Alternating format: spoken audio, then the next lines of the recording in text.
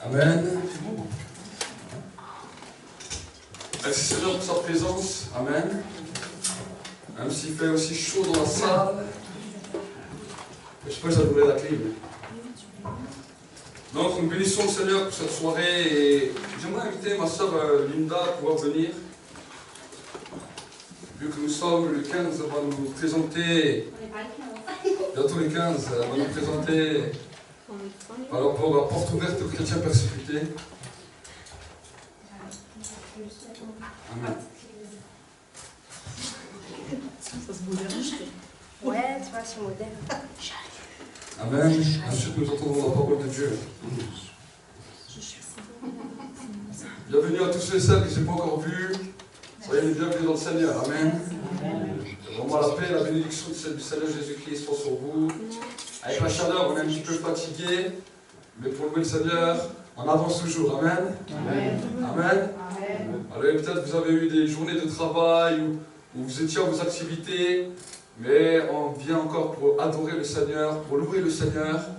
Et en même temps, notre corps aussi en bénéficie, on bouge un petit peu. Et en bougeant un petit peu, ça nous fait du bien. Amen. Amen. Amen. On n'a plus besoin d'aller à la salle de sport, on dit on vient à l'église, on vient chanter à l'église, on vient danser à l'église. Amen. Amen.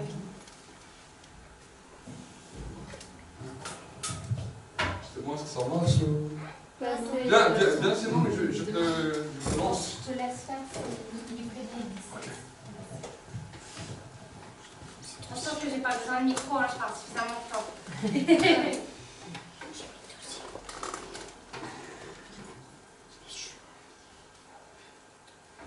Donc pour les personnes qui viennent de venir aujourd'hui, donc moi je suis antenne chez Porte ouverte chrétiens persécutés. Donc c'est mon rôle, entre guillemets, c'est d'apporter chaque mois les différents sujets de prière que Porte ouverte choisit pour tous les chrétiens persécutés dans le monde entier. Que ce soit vraiment n'importe, il y a vraiment, c'est pas ciblé parce que souvent on croit que c'est uniquement en Syrie, en Libye parce qu'ils font beaucoup d'actions là-bas, mais c'est vraiment dans le monde entier. Et donc le mois dernier c'était la Centrafrique et comme c'est le Ramadan, on sait que, je pense que tout le monde sait que ça a commencé chez les musulmans. Les sujets de prière, et c'est, tu peux agrandir normalement, et c'est de prier pour le monde musulman. Donc en fait, ils ont organisé ça d'une manière à ce que chaque semaine, il y ait un nouveau sujet et un nouveau pays. Ils ont essayé de regrouper ça pendant un mois. Voilà, donc là c'est un peu la page d'accueil. Et il y a tout un livret qui a été donné, je ne vais pas tout vous lire, ça ne sert à rien. Mais en tout cas, moi d'après ce que j'ai pu voir, c'est vraiment ça, c'est ciblé sur plusieurs pays, mais c'est pour le monde musulman global. Alors, et cette semaine, eh bien, c'est l'Algérie. Donc, comme je suis nationaliste, eh bien, je suis très fière que ce soit pour l'Algérie. En fait, c'est parce que je suis d'origine algérienne, c'est pour ça que je dis ça. Du coup, je vous situe juste un petit peu l'Algérie. Je pense que tout le monde sait où ça se trouve, dans le Maghreb. Et il y a 37 700 chrétiens en Algérie. Pour la plupart, ils n'ont pas d'église en bâtiment. Pour la plupart, c'est des petites églises qu'ils ont dans des... Comment on dit des non, c'est pas des tentes, c'est des églises de maison surtout. Voilà. Ils ont beaucoup d'églises de maison. Le président, Abdelaziz Bouteflika, il a fait une nouvelle réforme depuis 2006 et il n'y a plus le droit d'avoir il y a le droit, mais ils font plus de subventions, plus rien pour ce qui est des églises en tant que bâtiment. Et la plupart du temps, s'il y a des églises bâtiments, c'est des églises protestantes. Voilà. On sait qu'il y a Al-Qaïda au Maghreb islamique, et donc c'est ACMI qui font beaucoup de pression, qui mettent beaucoup de la pression sur les chrétiens, ou ou même les athées, enfin ils mettent beaucoup de pression. Pour eux, c'est vraiment d'établir l'islam en Algérie. Vraiment, même si le pays de base, c'est un pays qui est musulman, leur but c'est vraiment d'établir l'islam radical, qu'il n'y ait plus aucun chrétien, que c'est vraiment leur but, quoi. Donc, moi, ce que j'ai noté, c'est qu'on peut, pour les sujets de prière, c'est de prier pour les chrétiens d'Algérie persécutés, en premier temps, et ensuite de prier pour que l'évangile soit vraiment, comment dire, qu'on puisse vraiment prier pour les personnes pour les conversions, voilà. Je peux dire ça comme ça, tout simplement, que l'évangile puisse être répandu et vraiment pour la conversion des gens en Algérie. Voilà. Donc, Walid, je pense que je te laisse. C'est bon? Oui, c'est bon. Je voulais juste la part d'accueil parce que je pense que c'est pas la peine de lire. Amen. Qu'on peut se laisser l'image pendant le temps de la prédication. Nous puissions nous lever pendant un instant et prier pour l'Algérie. Amen. J'ai pu être en mission là-bas en 2013 et j'ai pu voir comment Dieu s'est manifesté encore puissamment. On m'a demandé encore des invitations, on m'a demandé de retourner. Et j'attends vraiment que le Seigneur me donne le feu vert. Mais je crois que vraiment nous pouvons prier pour cette nation. J'ai vu des croyants fervents, des croyants fidèles malgré la persécution. Et je crois qu'ici, des fois, nous ne savons pas la chance que nous avons d'être dans un pays où nous pouvons nous réunir librement. Amen. Amen. Dans certains pays, quand ils vont pour prier, ils y vont au prix de leur vie et ils sont tous présents. Si la police peut débarquer dans un endroit, ça peut être au prix de leur vie, ça peut être au prix de leur liberté, ça peut être au prix de leur travail. Nous ne sommes pas ici dans ce pays-là en France. Quand nous venons à l'église, des fois quand les gens disent « Ah, mais je suis un peu fatigué, je préfère rester à la maison », alors que certains, c'est au prix de leur vie et ils y vont. Amen.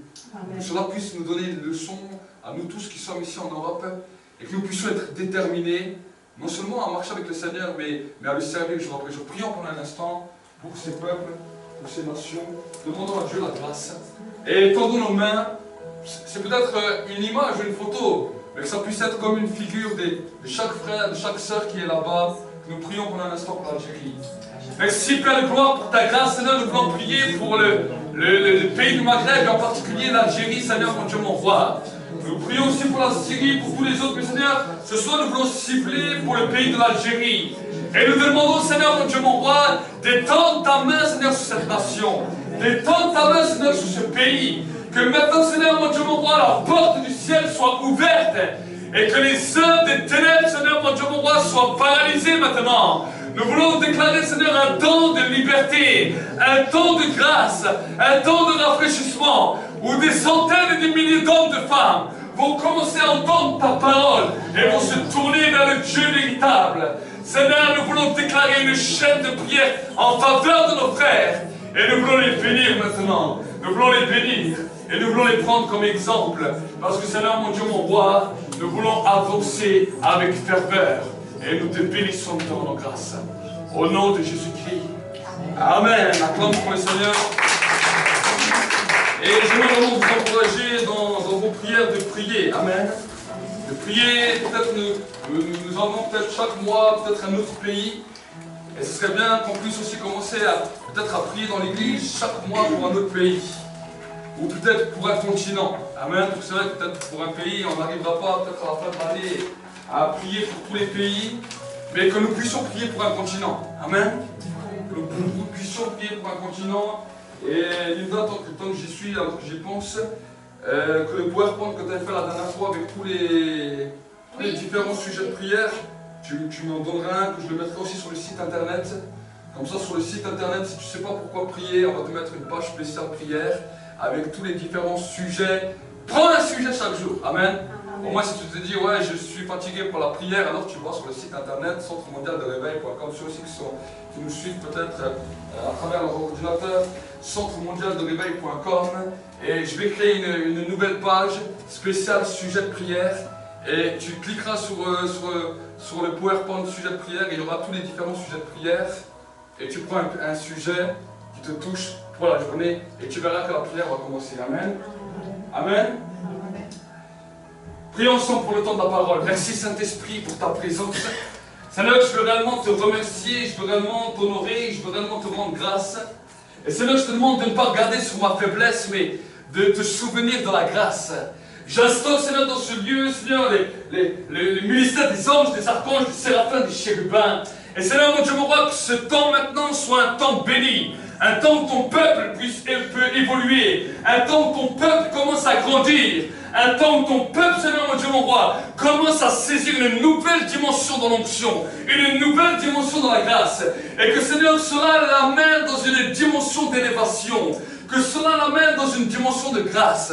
Seigneur, je bénis les uns, je bénis les autres, et que ces paroles soient accompagnées par les signes, les prodiges et les miracles. Je te remercie, Saint-Esprit, pour ta présence. Au nom de Jésus-Christ. Amen. Acclamons pour le Seigneur. Amen. Je suis fatigué depuis 5 h du matin, j'ai conduit un camion, mais j'ai fait plus de 400 ou 500 km, mais je suis encore là. Amen. Amen. Et je suis, avec le peu de force qui me reste, je vais encore donner un message, comme ça je vais bien dormir, et demain matin je vais vous réveiller dans les motos. Amen. Amen. Amen. Je penserai à vous dans mon camion et vous penserez à moi dans vos lits. Amen. Amen. Merci Seigneur. J'aimerais parler de quelque chose qui me tient à cœur, j'en ai souvent parlé, mais aujourd'hui je sens vraiment que le Saint-Esprit veut vous amener dans une autre dimension et j'aimerais vous inviter à ouvrir votre Bible dans le livre de Hébreux. Hébreux au chapitre 11, c'est un de mes versets préférés, c'est avec ça que j'ai commencé la parole de Dieu, à comprendre vraiment les mystères de profond de la révélation, et je crois que c'est la base, le livre d'Hébreux.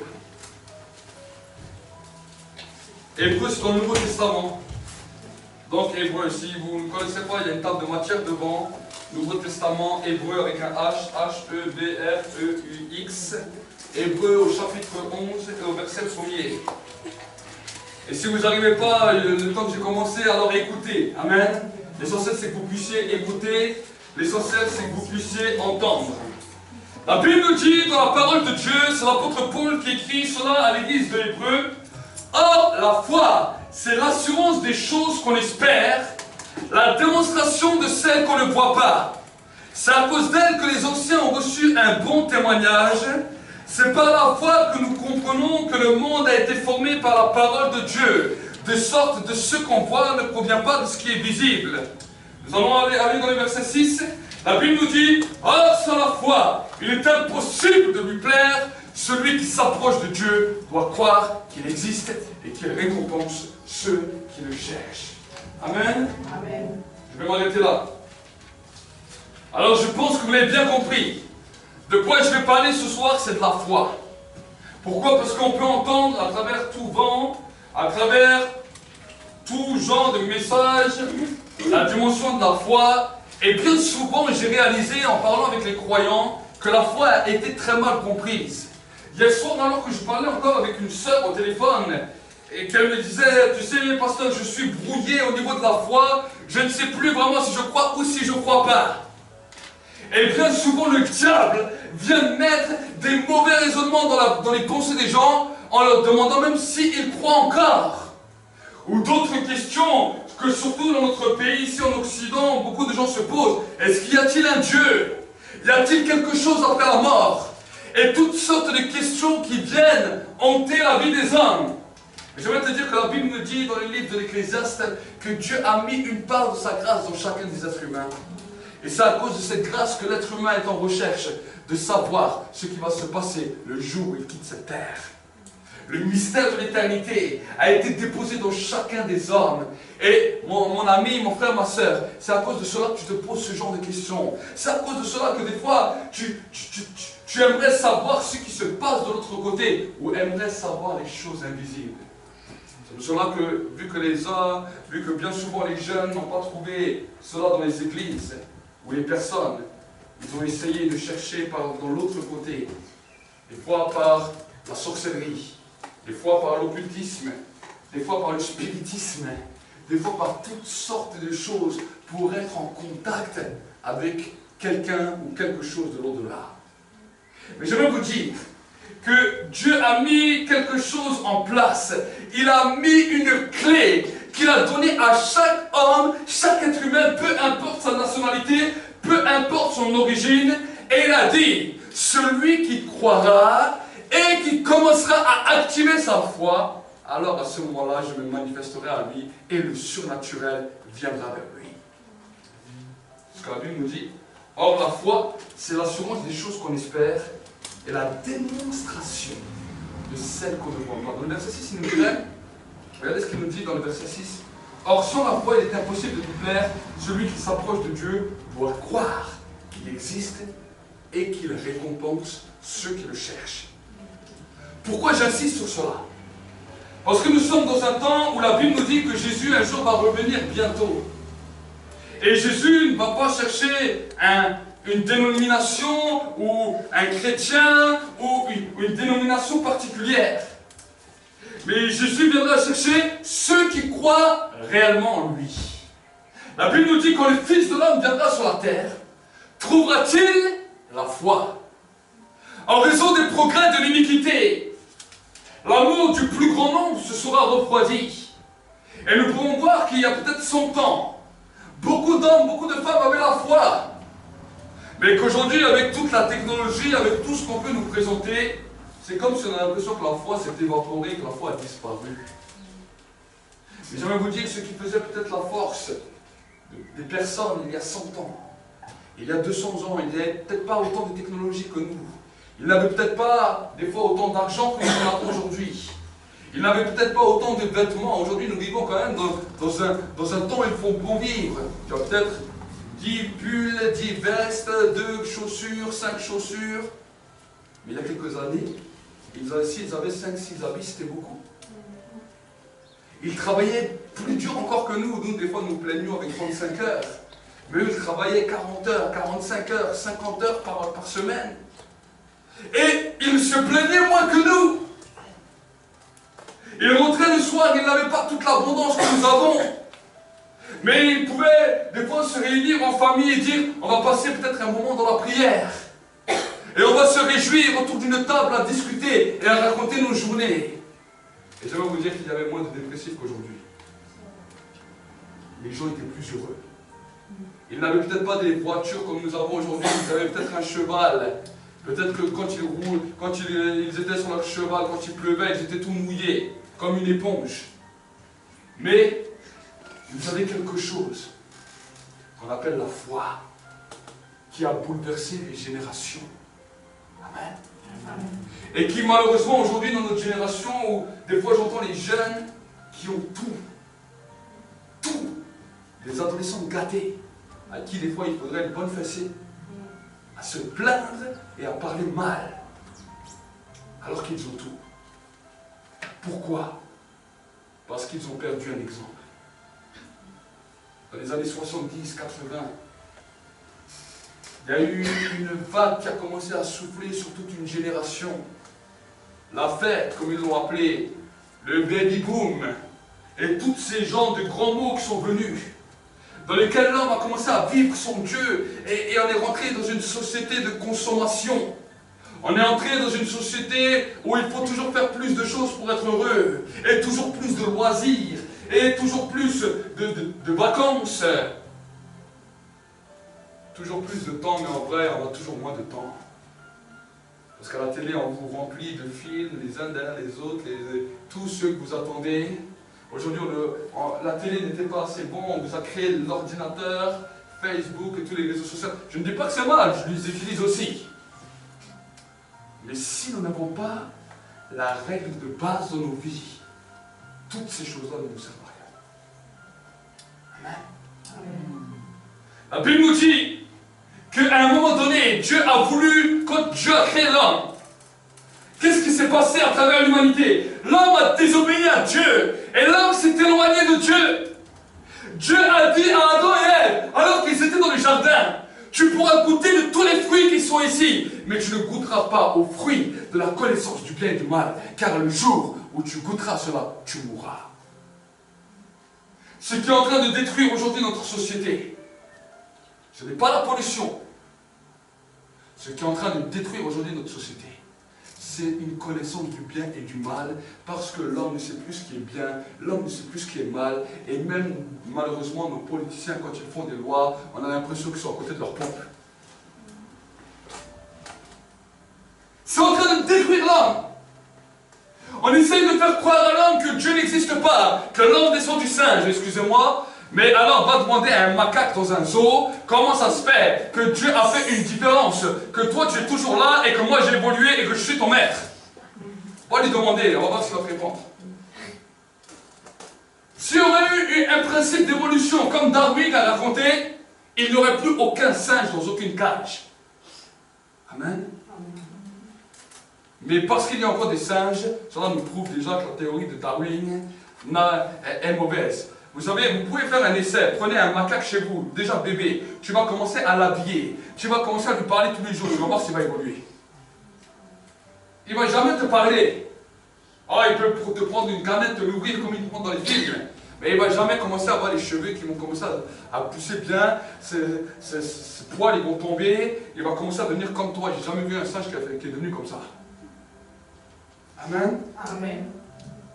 L'homme a été créé par la poussière. Dieu a créé l'homme de la terre. Il l'a sorti. Il lui a insufflé le souffle de vie. Il l'a mis dans le jardin d'Éden, dans le paradis, et il lui a dit, domine sur tout. Domine sur tout ce que tu vois, sur les animaux, sur les bêtes. Donne-leur des noms. Voilà ce que l'homme a continué à faire. Souvent on se pose la question, mais pourquoi tel et tel animal s'appelle comme ça? C'est parce que l'homme lui a donné ses noms, Dieu lui a donné le pouvoir d'appeler les animaux par le nom que l'homme a choisi. Mais quand l'homme a goûté aux fruits défendus, à la connaissance du bien et du mal, la première des choses qui a impacté l'homme et qui l'a amené dans le péché, ça a été la peur. La Bible nous dit que quand Adam et Ève ont goûté le fruit, ils ont vu qu'ils étaient nus et ils ont eu peur. Peur de qui? Peur de Dieu. Voilà la première conséquence du péché. On a peur des fois de Dieu. C'est pour cela que les gens ont peur de mourir. C'est pour cela que beaucoup de gens ont peur de la mort. Ont peur de voir ce qui va se passer le jour où ils vont quitter cette terre. Parce que cela les hante. Ça, c'est le résultat du péché. Et nous voulons voir que Dieu a commencé à dire, bon, même si l'homme a péché, je vais regarder sur la surface de la terre si je trouve injuste. Et la Bible nous dit qu'il a commencé à regarder. Il a trouvé Enoch, qui a marché 300 ans avec Dieu. Imaginez 300 ans où il marche régulièrement avec Dieu. C'est un homme extraordinaire. Il a trouvé Noé, dans lequel les autres hommes, il les a amenés dans le déluge. Mais après, la Bible nous dit que Dieu n'a plus trouvé d'homme qui était bon. Il n'a plus trouvé d'homme qui lui plaisait. Et Dieu a décidé de changer ses plans. Il a dit, je vais parler à un homme. Si cet homme décide de me croire, je ne le sauverai pas parce qu'il est plus juste qu'un autre. Je ne le sauverai pas parce qu'il est plus meilleur qu'un autre. Mais je le sauverai parce qu'il a cru à ce que je lui ai dit. Et la Bible nous dit que Dieu a parlé à Abraham. Il a parlé à Abraham, il lui a dit, Abraham, viens, quitte ta famille, quitte ta patrie, quitte tout ce que tu aimes, viens et suis-moi, je vais t'emmener quelque part, dans un pays découlant de lait et de miel. Imaginez, Abraham n'avait jamais entendu une histoire pareille, il n'avait pas entendu quelqu'un qui l'a précédé de cette manière. Dieu lui parle, il entend la voix de Dieu. Et sur cette simple base, Abraham décide de suivre. Sa famille devait dire, tu es fou. Abraham, tu es complètement insensé. Abraham, tu es complètement taré, mais tu vas aller où? Je suis la voix qui me guide. Amen. Amen. Et la Bible nous dit qu'à cause de son obéissance, Abraham a été appelé le père de la foi. C'est pour cela que toutes les religions qui essayent de parler de la foi sont obligées de mentionner Abraham. Tu ne peux pas parler de foi sans parler d'Abraham. Parce qu'Abraham était le premier qui a cru à Dieu sans le voir. Amen. Il a commencé à suivre Dieu. Et la Bible nous dit qu'à partir de ce moment-là, il y avait deux espèces d'individus sur terre. Il y avait les incroyants qui ne croyaient en rien, et il y avait les hommes qui ont commencé à croire en Dieu. C'est alors qu'on a commencé à invoquer l'Éternel. C'est alors qu'on a commencé à s'approcher de Dieu. Et l'évolution continuait. Moïse est arrivé. Moïse qui avait toute la connaissance parce qu'il a été élevé au pied du Pharaon. Il avait reçu toute la connaissance. C'est même lui qui a écrit tous les premiers livres de la parole de Dieu. Parce qu'il avait reçu toute la connaissance, toute l'intelligence. Vous savez qu'à l'époque, et depuis tout temps, tout ce qui se passait sur la terre, il y avait toujours des archives. Et là où il y avait les plus grands archives, c'était là où la puissance mondiale de l'époque régnait. Et à l'époque, la puissance mondiale, c'était l'Égypte. Ce qu'on a appris en 6e, 5e. Et c'est là où Moïse a commencé à recevoir toute l'éducation de toute la conception qui s'est produite sur la terre. Il a commencé à apprendre tout ce qui concernait l'homme. Et la Bible nous montre que quand Moïse ensuite a été appelé par Dieu, choisi par Dieu, tiré de l'Égypte et amené le peuple d'Israël hors d'Égypte, le voici qu'il a commencé à écrire toute l'histoire que nous connaissons aujourd'hui. Amen. Amen. Il nous a révélé des mystères. Et en plus de cela, alors qu'il est monté sur la montagne de prière pour prier sur le mont Sinaï, la Bible nous dit que Dieu a commencé à lui donner des lois claires et précises qu'il attendait pour ceux et celles qui veulent marcher avec Dieu. C'est là qu'il a donné ce qu'on appelle les 10 commandements. Et à partir de ce moment-là, voici que maintenant l'homme s'est réveillé. Et il a dit, ah bon, si on veut marcher avec Dieu, Dieu a des lois. Donc c'est comme ça qu'il faut gérer les choses. Et là, on va commencer à créer des lois. Ils ont commencé à créer des religions. Diverses religions ont commencé à se créer parce qu'ils ont vu que pour que les choses fonctionnent bien, il fallait des lois. Amen. Nous avons besoin de lois, même aujourd'hui dans notre pays de France. Alors que notre pays se dit un des plus athées, il a pris le même exemple de Dieu. Et pour notre pays, pour que nous puissions bien vivre, pour que même que tu roules en voiture, ils ont créé des lois. On appelle un code de la route. Avec des sanctions, avec des points, avec des bonus, et avec tout ce que tu veux. Amen. Amen. Mais eux-mêmes, ils ont pris cet exemple. Et pourquoi je dis tout cela? Parce que bien souvent, des fois, nous sommes des incultes de l'histoire. Nous voulons avancer avec Dieu, mais nous ne comprenons pas les règles de l'histoire.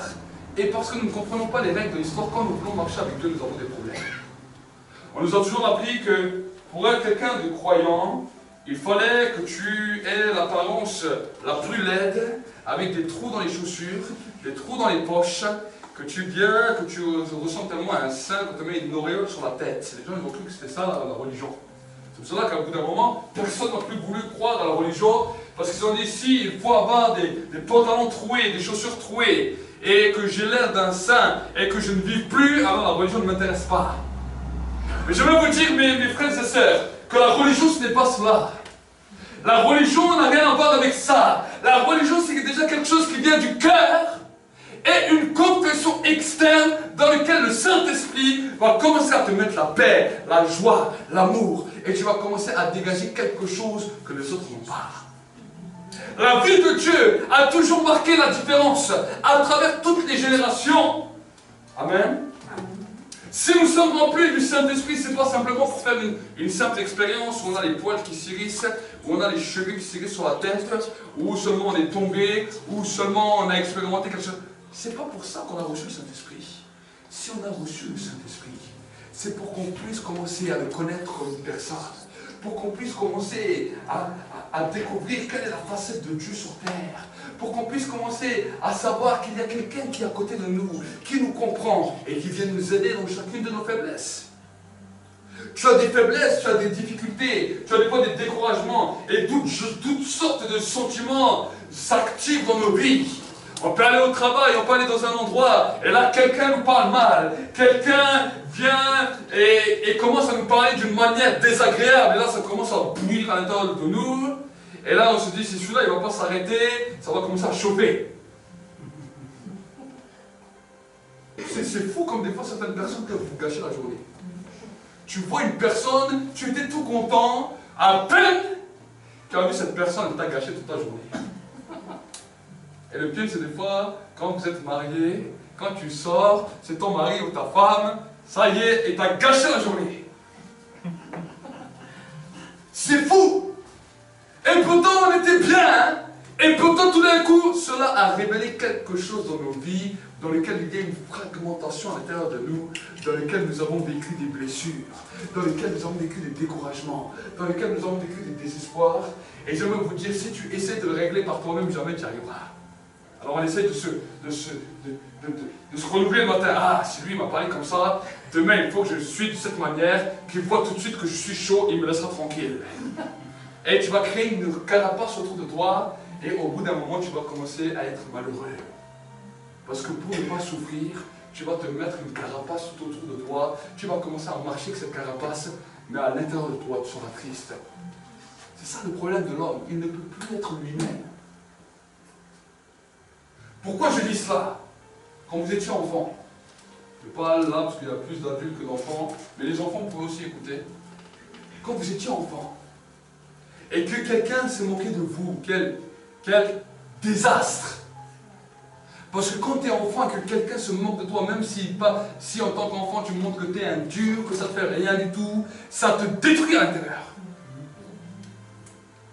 Tant que tout le monde te complimente, les enfants sont fiers quand on les complimente, mais il suffit que tu commences à parler mal de lui, sache qu'un enfant, il ne va pas agir comme toi. Il ne va pas te le montrer. Mais à l'intérieur de lui, ça va le faire souffrir. Ça va le détruire, quelque chose en train de se briser. Et si quelques jours après il vient, il est désagréable, c'est parce que quelque chose s'est cassé. Amen. Nous sommes tous passés par là. Et quand nous regardons bien nos vies et nous analysons bien nos vies, nous avons tous fait des choses pour ne plus souffrir. Mais notre société nous apprend à toujours bien paraître, à toujours ne rien montrer.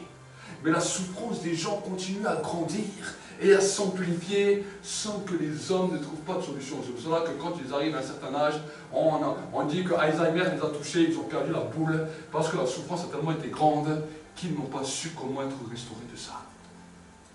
C'est pour cela, je suis allé voir les papis, certains mamies, dans les maisons de retraite, qu'on nous dit qu'ils sont touchés par Alzheimer. Tout d'un coup, ils nous parlent de leur jeunesse, ils nous parlent de certaines choses qui n'ont même plus rien à voir avec nos temps, mais des choses dans lesquelles ils ont été marqués, des choses dans lesquelles ils ont été bloqués à cause de la souffrance. Et les docteurs les courent de médicaments parce qu'ils ne savent pas comment gérer ces choses. C'est mon fils Joshua qui est venu il y a 1 ou 2 semaines, et il me dit, papa, j'ai une question à te poser. Je lui dis, vas-y, pose la question, mon fils. Il me dit, papa, est-ce que tu sais ce qu'il y a sous la France? J'ai regardé, je lui dis, l'Espagne? Il me dit, non. Je dis, le Maroc? Non. L'Italie? Non. Je dis, l'Afrique? Il me fait, non. Je lui dis tout ce que je savais, il me dit à tout, non. Je dis, alors qu'est-ce qu'il y a sous la France? Il me dit, ben, papa, c'est simple. Il y a la souffrance.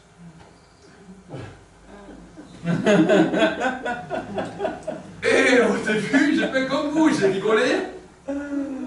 Et ensuite, quand j'étais en prière, le Saint-Esprit m'a dit, mais écoute ce que dit ton fils. Sous la France, il y a une grande souffrance. Amen. Notre pays souffre. Notre pays est malade. Et bien souvent, nous disons, oui, nous vivons dans un pays où il fait bien vivre. Vous savez qu'il y a certains pays qui ont moins que nous, qui n'ont presque rien, mais qui sont plus heureux. Si vous regardez notre pays, je n'ai jamais vu un pays où tout le monde tient la tête quand ils sont dans le métro. Si c'est même pour leur dire bonjour, vous avez l'impression que même arracher un bonjour de leur bouche est quelque chose de difficile. Pourquoi cela se produit? Parce que l'homme souffre. C'est pour cela que le peuple français est le roi des râleurs, est le roi des manifestations. Mais cela cache quelque chose à l'intérieur, la souffrance. Et j'aimerais vous dire que toute la technologie ne peut pas régler cette souffrance qui se gère dans notre pays. Tous les médicaments les plus sophistiqués que nos docteurs qui travaillent dans les laboratoires ne peuvent pas restaurer notre pays. La Bible nous dit quelque chose d'important. La Bible dit, si le peuple sur lequel mon nom est invoqué, s'il s'humilie, s'il prie, s'il revient de ses péchés, s'il revient de ses mauvaises voies, alors Dieu l'a dit, moi j'interviendrai en sa faveur et je guérirai son pays. En tant que croyant, en tant qu'homme et femme, qui confesse de ta bouche que tu marches avec Jésus, que tu as accepté que Jésus vienne dans ta vie, tu as une responsabilité pour la guérison et la restauration de ton pays. Amen. Toi et moi, nous avons une responsabilité pour que notre pays soit guéri. Et cette guérison commence par qui? Commence par toi, commence par moi. Le péché nous a détruits. Le péché nous a fait mal. Vous savez, avant j'ai parlé de moquerie quand nous étions enfants. Mais cela fait partie d'un péché. Parce que celui qui se moque a aussi un complexe, sinon il ne se moquerait pas.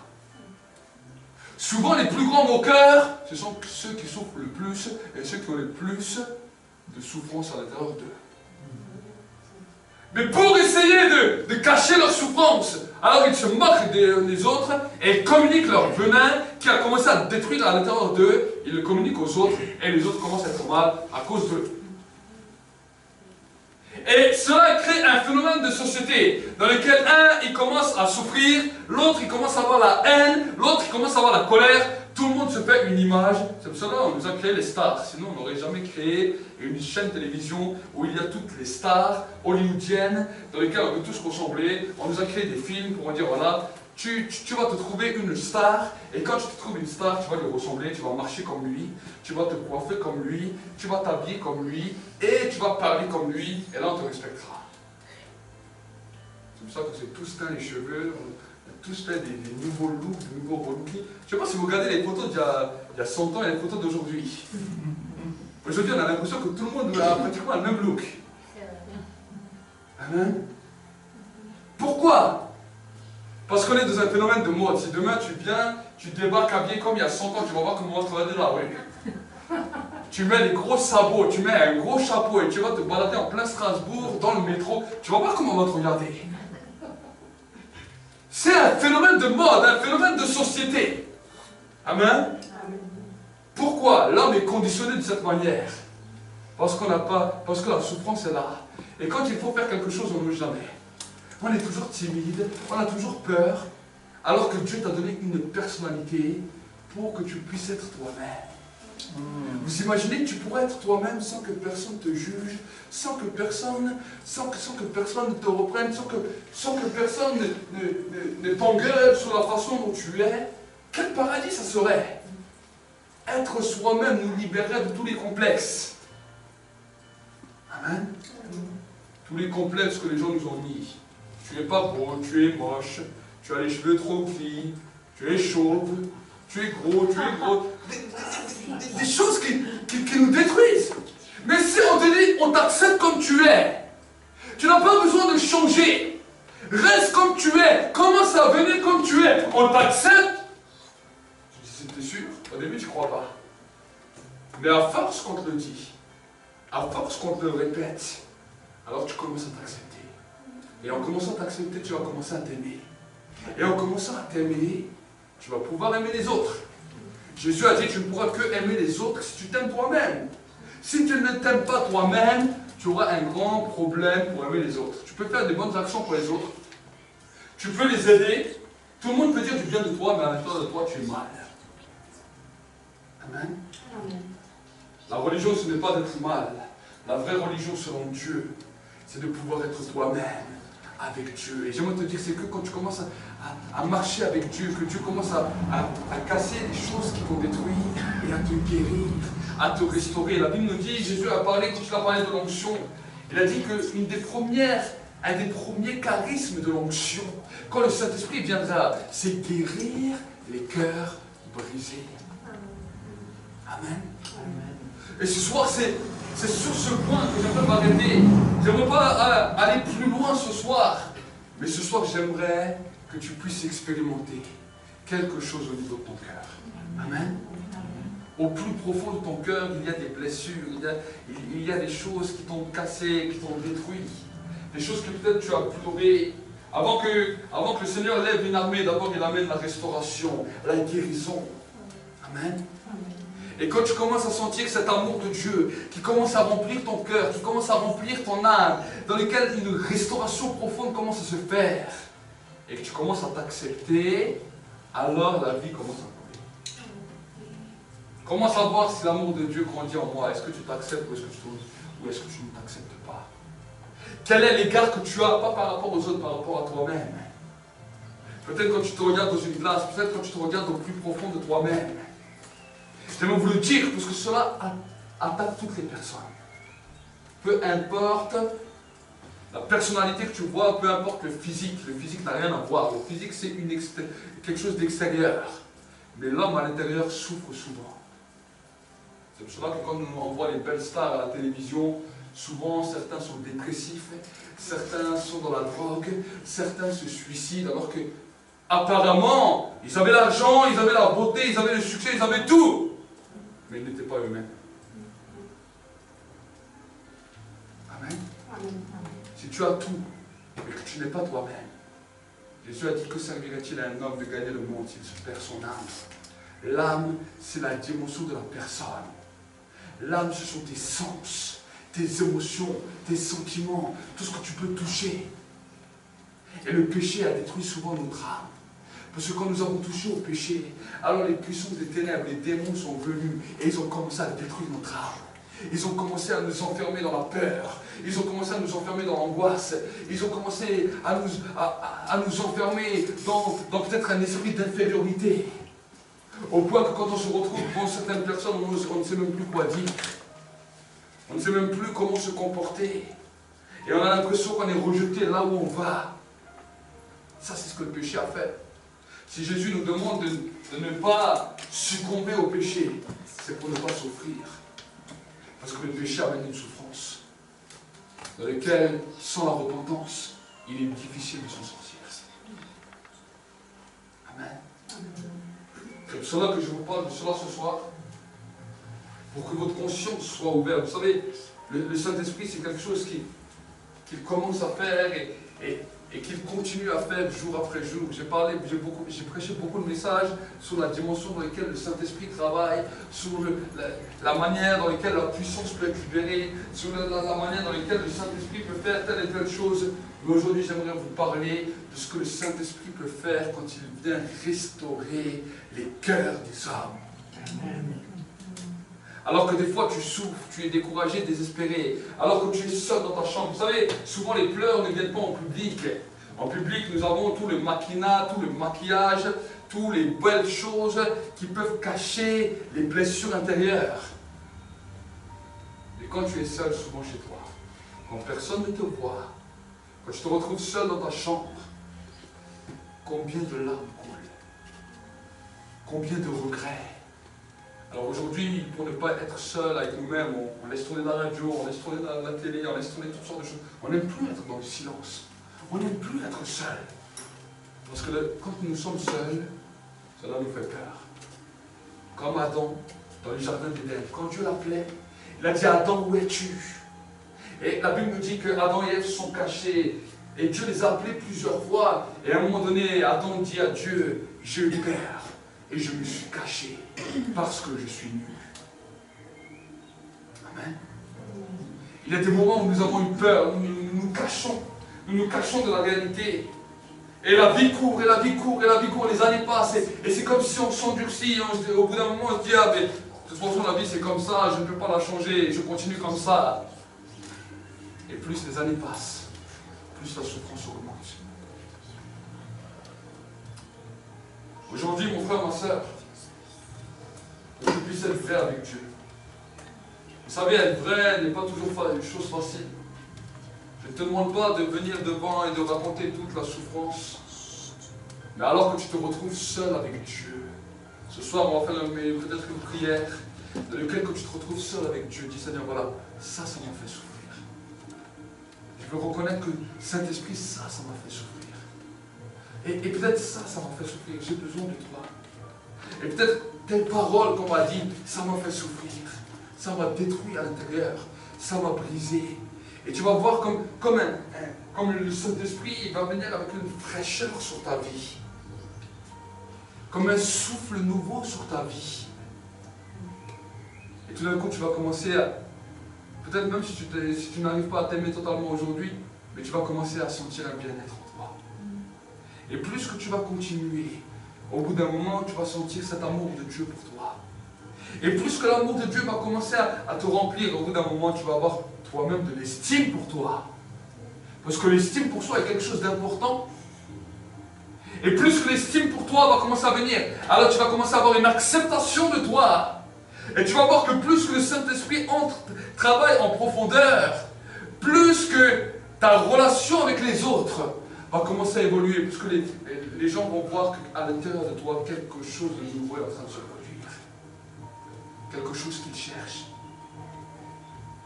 Et au bout d'un moment, tu seras toi-même. Le feu du Saint-Esprit va permettre que tu sois toi-même. Peu importe si on rigole, peu importe ce que les gens pensent. Peu importe si même les gens se moquent à cause de ma foi, je sais qui je suis. Amen. Savoir qui tu es peut bouleverser toute ta vie. Savoir qui tu es va commencer à faire que les gens vont commencer à venir comme les abeilles auprès du miel. Parce qu'en ta présence, ils vont commencer à se sentir bien. Mais pas simplement à cause de toi, mais à cause de ce que le Saint-Esprit a fait à travers toi. Amen. C'est la différence avec un mouvement simplement religieux où on vient simplement chanter quelques chants, on se fait l'église, on se dit qu'on vit dans le meilleur des mondes et on oublie la souffrance. Ce n'est pas ça. L'évangile, c'est nous pouvons adorer ensemble, nous pouvons louer ensemble. Mais nous pouvons aussi nous soutenir mutuellement, alors que l'un est faible, l'autre est fort. Alors que l'un se dit, mais là je souffre, un autre va peut-être venir l'encourager. Et va lui dire, ne t'inquiète pas, dans ta souffrance, je vais venir t'aider. Le Saint-Esprit va venir et il va commencer à nous souder. Des gens qui ne se parlaient pas peut-être avant, à cause peut-être que l'autre venait d'un tel endroit ou d'un autre endroit. Ils vont commencer à s'entendre. Amen. Des gens d'horizons différents. Seul Dieu peut faire ça. Amen. Nos sociétés ne peuvent pas le faire. Il y a toujours les ségrégations raciales. Certaines races se mettent là, d'autres races se mettent là, d'autres races. Mais si nous commençons à comprendre le message de l'Esprit, alors nous pourrons commencer à devenir un. Amen. Parce que la souffrance va disparaître. Amen. De ce lieu, de ta vie, des couples, des foyers, des enfants, mais aussi de notre pays, la France. Amen. Je veux voir une France guérie.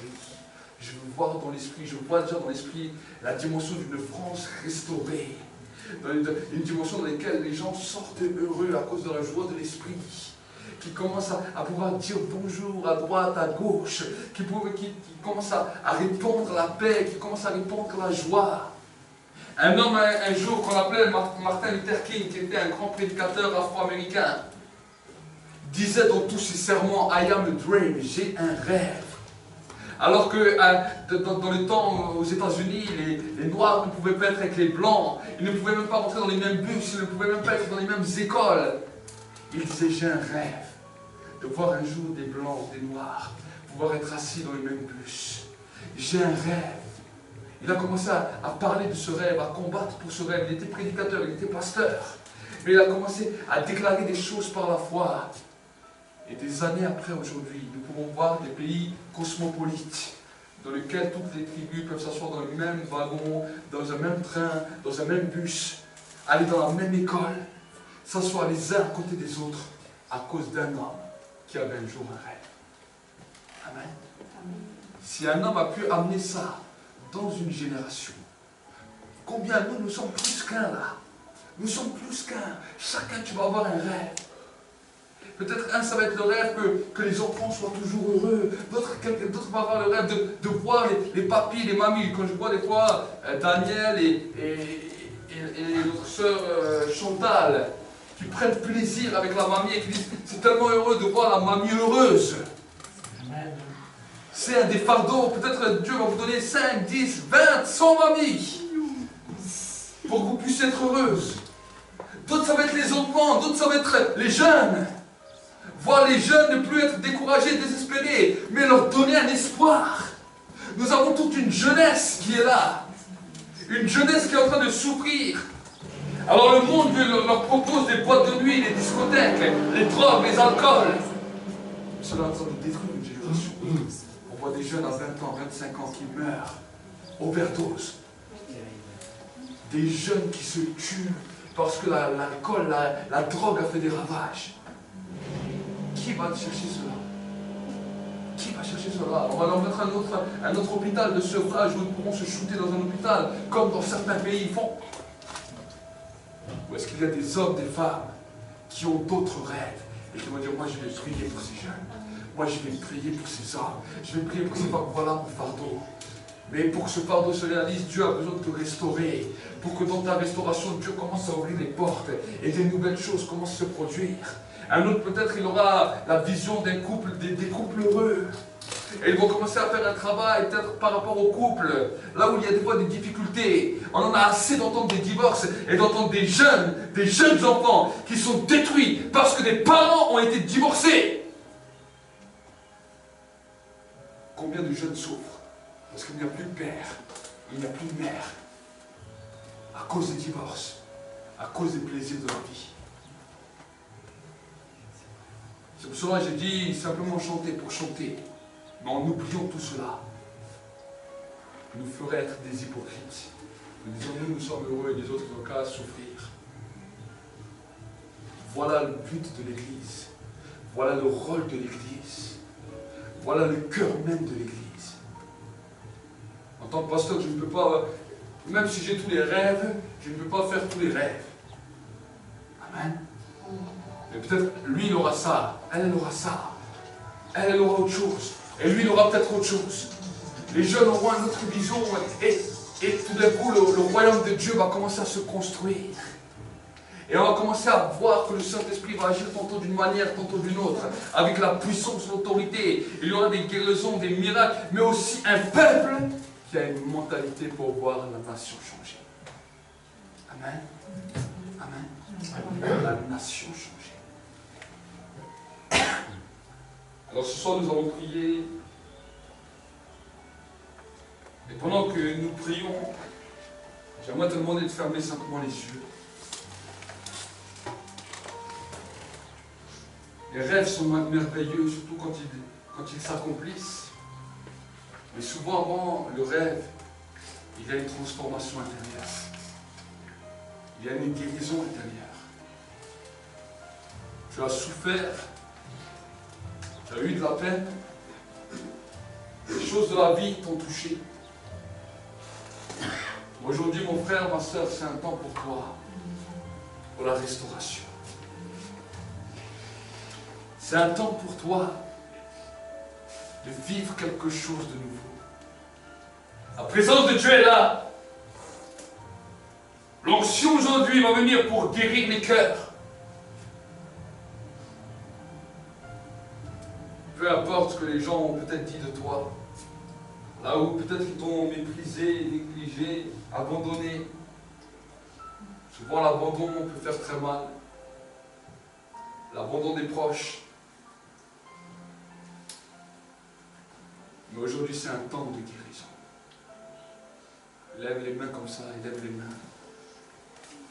Et dis avec moi, cher Saint-Esprit, j'ai besoin de toi. Guéris-moi. Restaure-moi ce soir. J'ai besoin de ta présence. J'ai tellement souffert. Et ce soir, j'ai besoin que tu commences à me transformer. Ce soir, j'ai besoin que tu me guérisses.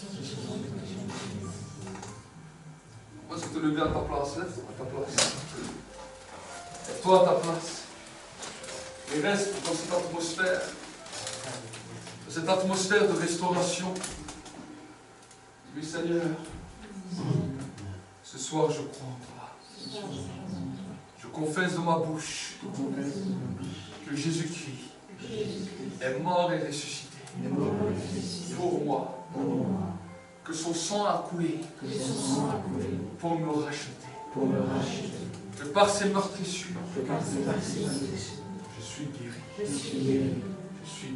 Je suis guéri. Seigneur, je te demande pardon pour mes péchés, pour mes fautes, pour mes transgressions. Je prends la décision ce soir de pardonner à ceux qui m'ont fait du mal, de pardonner à ceux qui m'ont fait souffrir. Par moi-même, je n'y arrive pas. Mais je te demande ton aide. Je te demande ton aide. Je te demande ton aide. Je te demande ton aide. Pour ma restauration. Pour ma restauration. Saint-Esprit. Saint-Esprit. Remplis-moi. Remplis-moi. Remplis-moi. Remplis-moi. Remplis-moi. Remplis-moi. Remplis-moi. Remplis-moi. Reste dans cette présence.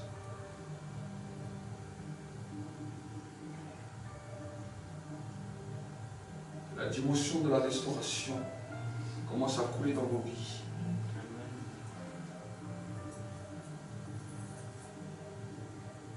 La dimension de l'amour de Dieu commence à couler dans vos vies. Maintenant. Maintenant.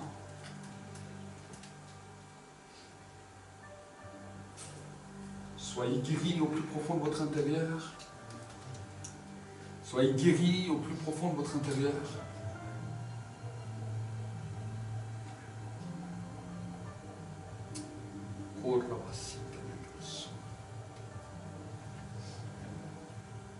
Que la présence de Dieu vous guérisse. Les cœurs qui souffrent.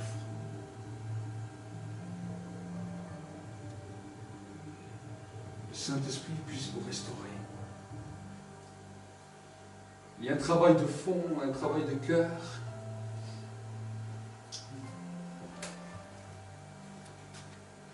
Une nouvelle dimension. Une nouvelle dimension. Une dimension de l'acceptation. Une dimension de l'acceptation de soi. Une dimension de restauration. Pour la gloire de Dieu le Père.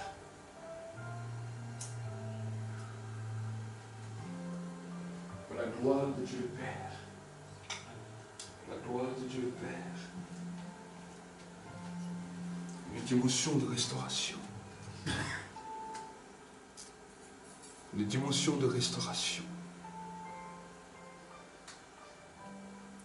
Une dimension de restauration.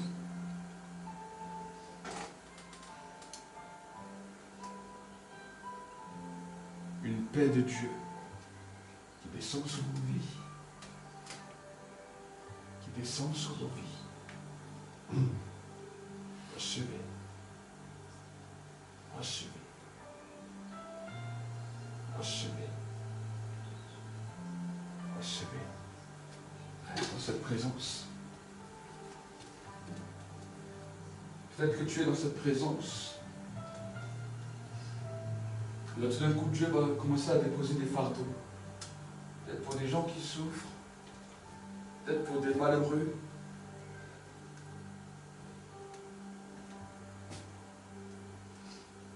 C'est un temps de transformation. Sans cette paix qui est là. Oh, il y a une grande paix. Il y a une grande paix. Je vois une paix dans l'esprit qui est là. C'est comme si les pensées allaient se batailler, se charmer les unes les autres, et tout d'un coup Dieu est en train de dire stop maintenant. Entre dans un nouveau temps. Alléluia. Alléluia.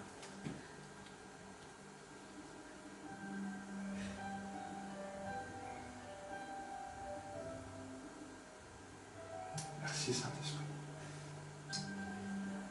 Merci Saint-Esprit.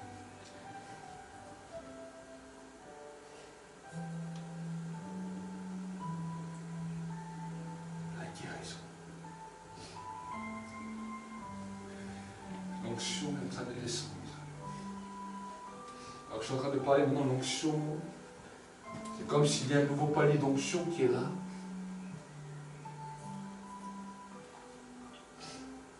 Un nouveau temps, une nouvelle saison.